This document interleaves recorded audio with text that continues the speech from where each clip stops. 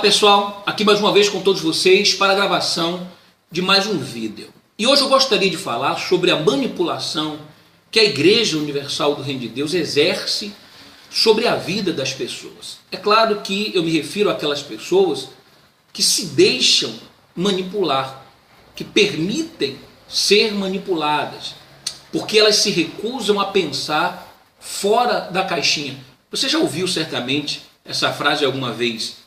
Pense fora da caixinha. O que vem a ser pensar fora da caixinha, se não você usar o direito que você tem de pensar livre das amarras convencionais? Ou seja, você, eu, nós não somos obrigados a pensar como as pessoas pensam, ou como um sistema pensa, ou como uma instituição pensa, ou como um determinado partido político pensa. Não, Deus, ele poderia nos ter feito verdadeiros robôs e ter nos programado para que pensássemos todos igual, não é verdade? Mas Deus não fez isso. Deus, ele nos fez seres únicos e exclusivos. Pelo menos é assim que eu creio e é assim que a palavra de Deus ela nos ensina. Então eu sei que eu sou único. Eu tenho uma digital que é única, tá? No meio de 7 bilhões de seres humanos. Não existe outro igual a mim. Isso significa dizer que a minha forma de pensar, ela não pode ser igual à das demais pessoas. Ela é única. Nós podemos ter pensamentos que se assemelhem, pensamentos de acordo, tá? Mas não pensamentos iguais. Em algumas coisas, ou pelo menos em uma coisa quer que seja, nós podemos discordar. Não é verdade? Não somos obrigados a pensar da mesma forma. E é isso que faz com que existam, por exemplo, várias denominações evangélicas. Porque aquela pessoa que, por exemplo, ela pensa de acordo com uma determinada denominação, tá? O trabalho daquela determinada denominação, então ela escolhe aquela denominação para congregar e ali buscar a Deus, tá? Desde que essa denominação ela tenha como base, tá? Ela tenha como respaldo, ela tenha como princípios a essência do verdadeiro evangelho, do evangelho genuíno da palavra de Deus, tá? Claro que cada um não pode ter o seu próprio evangelho, mas podem ter maneiras diferentes de trabalhar. Então uns se identificam mais com a igreja Assembleia de Deus, outros com a igreja Batista, outros com a igreja Deus e Amor, outros com a igreja da graça, enfim, cada um se identifica mais com um determinado trabalho. Isso acontece também com a política. Existem vários partidos políticos e uns, por exemplo, defendem o verde, vamos colocar assim, tá? Então defende as florestas, as matas, os rios, tá? A preservação do meio ambiente. Então tem lá o Partido Verde. Então há aqueles que pensam como pensa o Partido Verde. Então vão lá, se filiam, se engajam, militam a causa do Partido Verde. Outros já se identificam com o PT, o Partido dos Trabalhadores, e as suas teses. Enfim, então somos pessoas diferentes, tá? E que não precisamos viver presos a essas amarras. Ora, mas a Igreja Universal do Reino de Deus, ela não respeita isso. E todas as pessoas que ela arrebanha, tá, para fazer delas membros da sua instituição, eles querem exercer sobre elas o direito de pensar por elas, de escolher por elas, de decidir por elas, e não respeitam o livre-arbítrio dessas pessoas. Ora, eu vou dar aqui alguns exemplos disso. Por exemplo, existe a manipulação política dentro da Igreja Universal do Reino de Deus, aonde você, depois que se torna um membro da igreja, você perde o seu direito, tá, de escolher em quem você quer votar. Você agora fica só esperando a igreja decidir em quem ela quer que vote, que você vote, para então você votar. Ora, e geralmente o argumento da igreja é qual?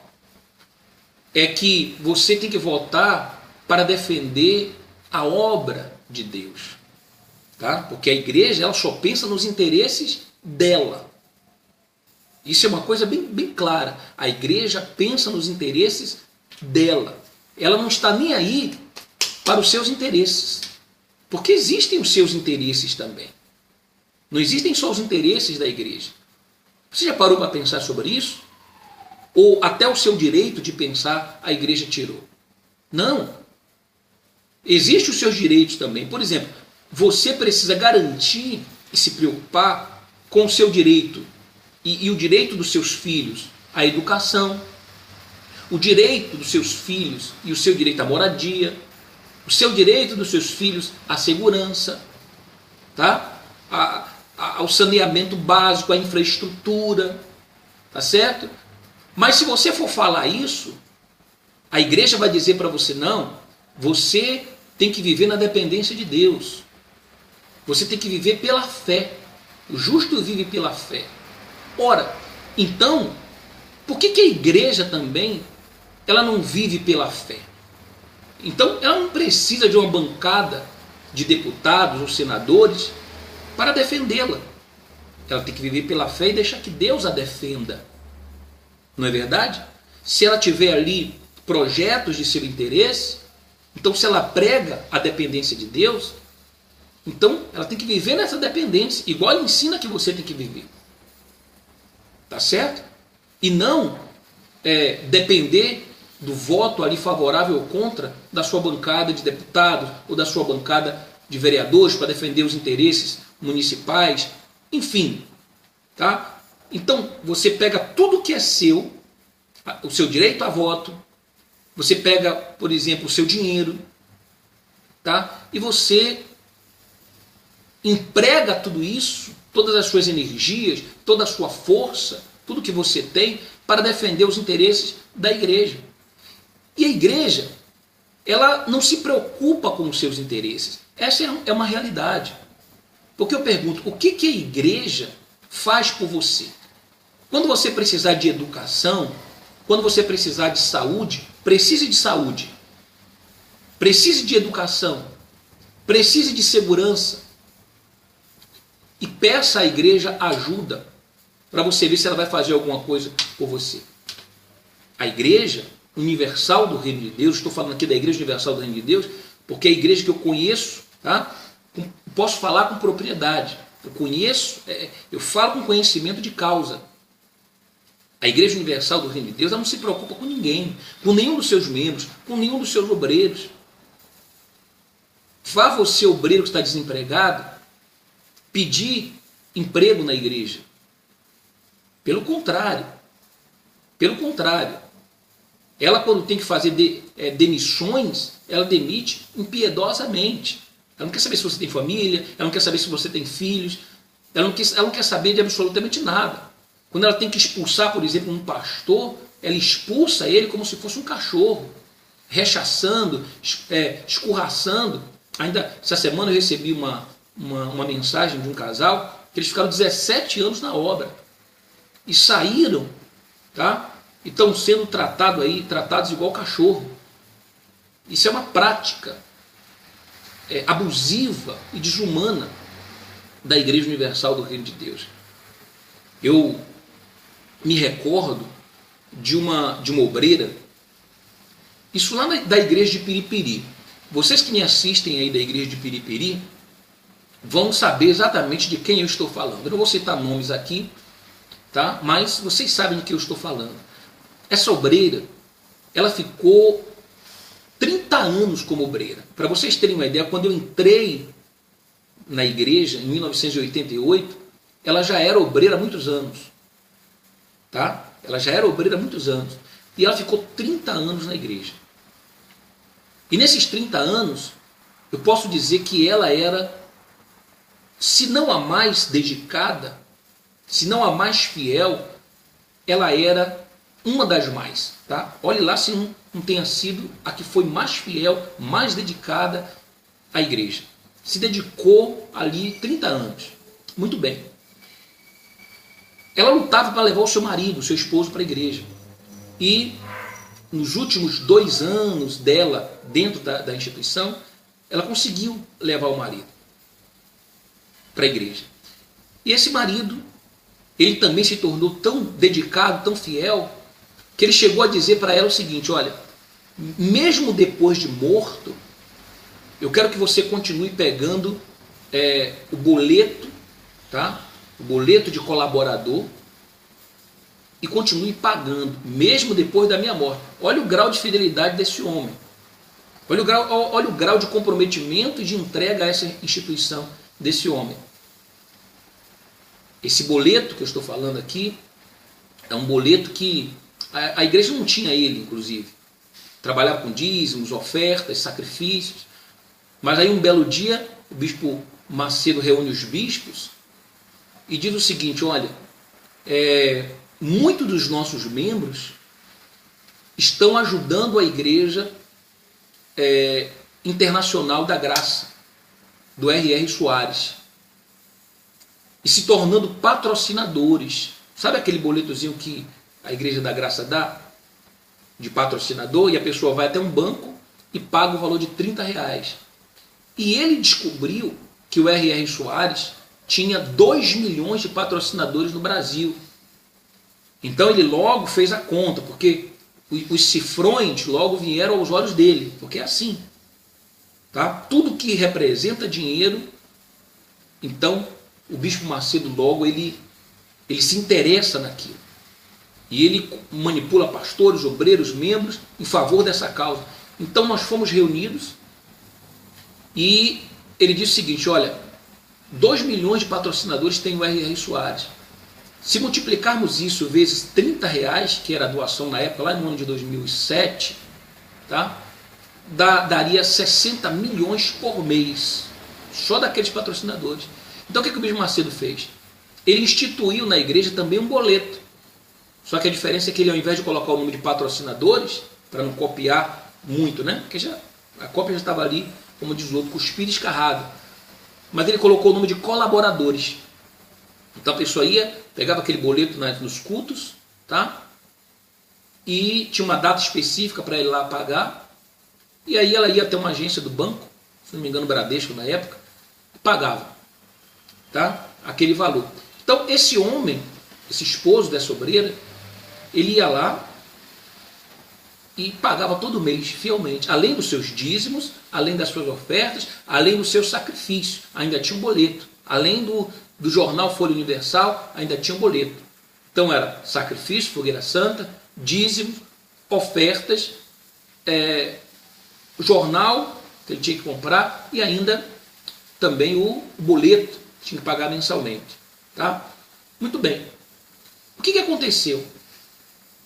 Esse homem morreu. O esposo dessa obreira morreu.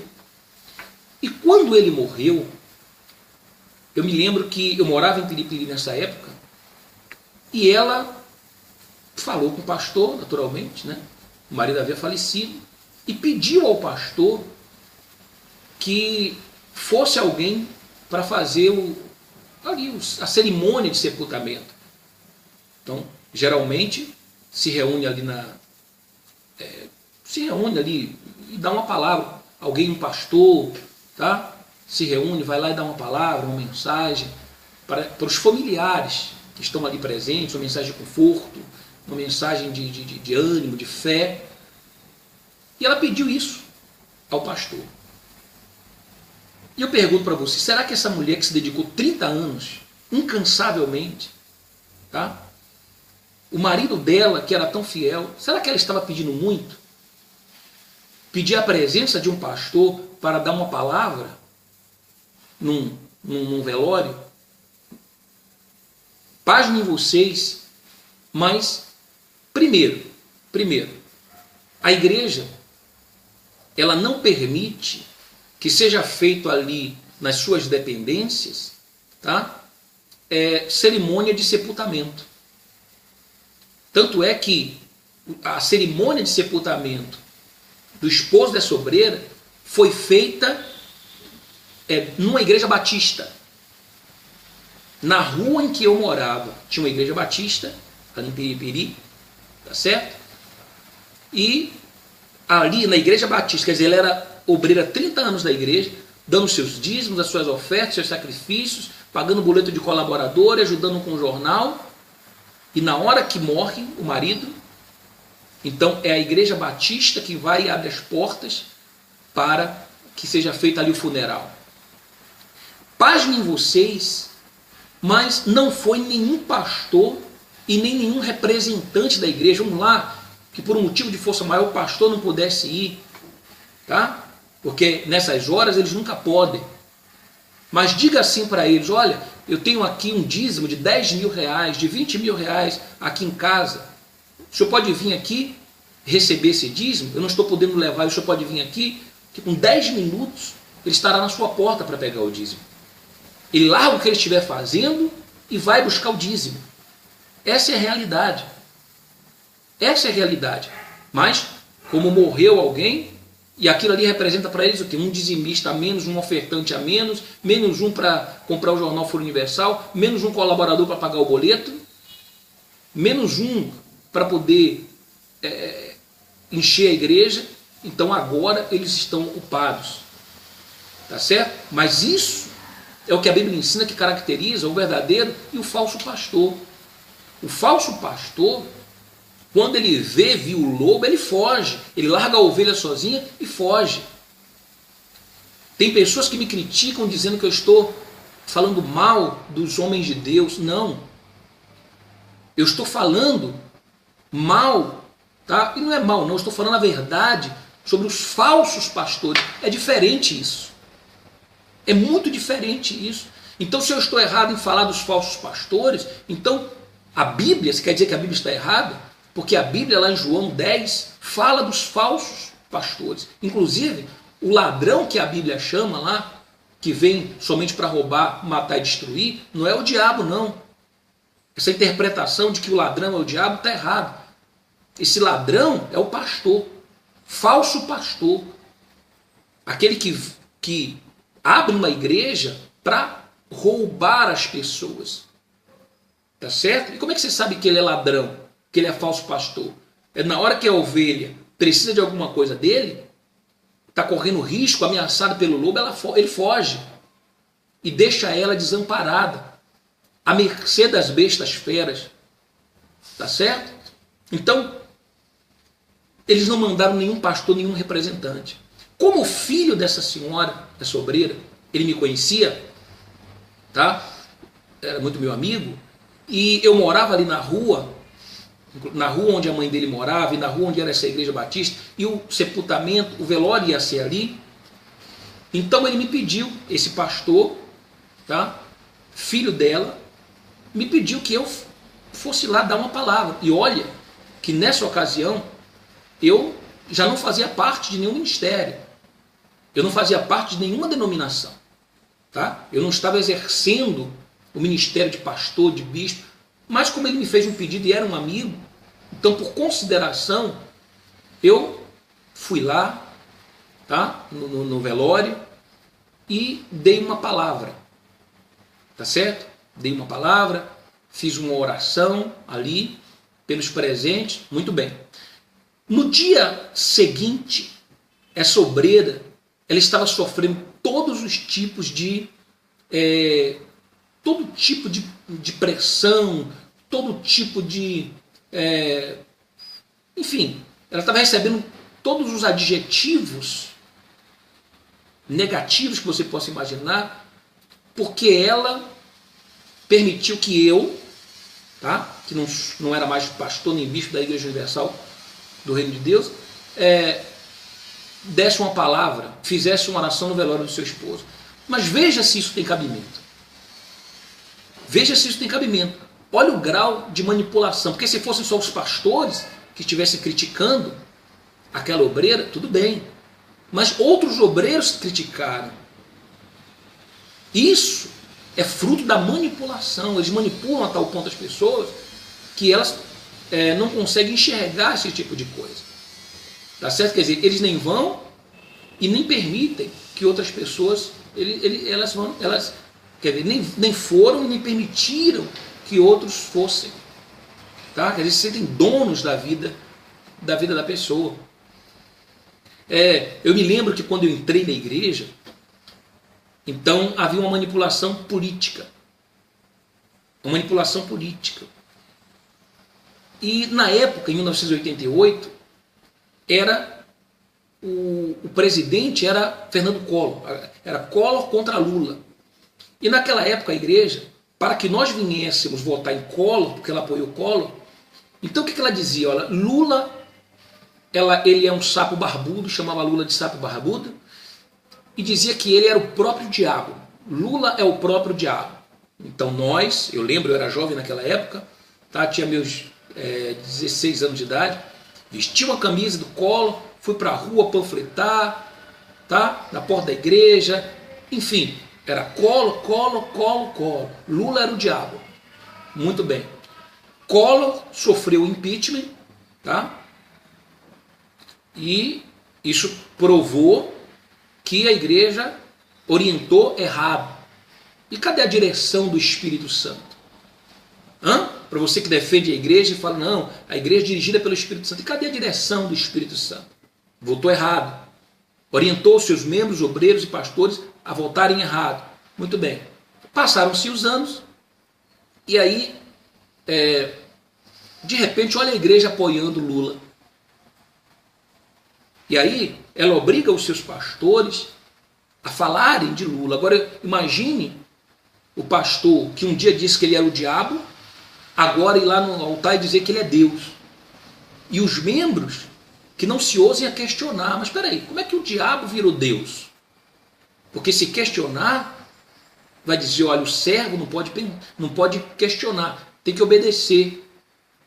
Tem que obedecer à voz do Espírito Santo. Tá bom. Aí essa voz do Espírito Santo levou as pessoas a votarem em Lula. Certo? Pronto. E aí vem aí o PT governando. Bom, agora acontece o impeachment, né? Pelo menos aí está quase aprovando o impeachment da Dilma, do PT.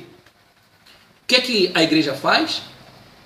Ela que tinha o seu partido como base aliada do governo, o PRB, tá certo? Base aliada do governo, consequentemente participava das decisões, porque base aliada quer dizer o quê? Vota para aprovar os projetos da presidente, ou não. O que significa dizer base aliada? Não é trabalhar junto? Não é defender os mesmos interesses? Então ficou ali com Dilma até há umas 3 semanas atrás. Tá certo? A votação foi domingo agora. Hoje estou gravando esse vídeo aqui, é um dia de terça-feira. Domingo agora foi a votação dos deputados. O que ocorre a favor do impeachment, tá, de Dilma? 3 semanas antes, o que a igreja faz? Tira o partido da base aliada do governo. E quando eu estava assistindo a votação no domingo dos deputados, e vi lá os deputados do PRB votando contra o PT. Votando contra o PT e a favor do impeachment. E um deles até disse assim, o PRB é um partido coerente. Aonde está essa coerência? O que eu vejo aí é um maior exemplo de incoerência. O que eu vejo aí é o quê? A igreja apoia quando lhe é conveniente, e quando não lhe é conveniente, a igreja não apoia. Ela pula fora do barco. Não presta mais para ela. Inclusive, um desses deputados, tá? Eram 22 deputados da base aliada, da bancada da Igreja Universal do Reino de Deus, certo? E o que acontece? Um desses deputados foi feito ministro ministro, se não me engano, ministro dos esportes, tá? É o George Hilton. Esse George Hilton, inclusive, ele foi um dos meus primeiros pastores. Eu fui auxiliar dele na igreja de Piripiri. Ele foi pastor na igreja de Piripiri, tá? E eu fui um auxiliar dele. E aí ele se tornou ministro da Dilma. Muito bem, certamente foi um cargo ali negociado. Nós apoiamos você e vocês nos dão esse cargo, esse ministério. Ganhou o ministério. O que aconteceu? Quando agora eles pularam fora do barco, esse que era ministro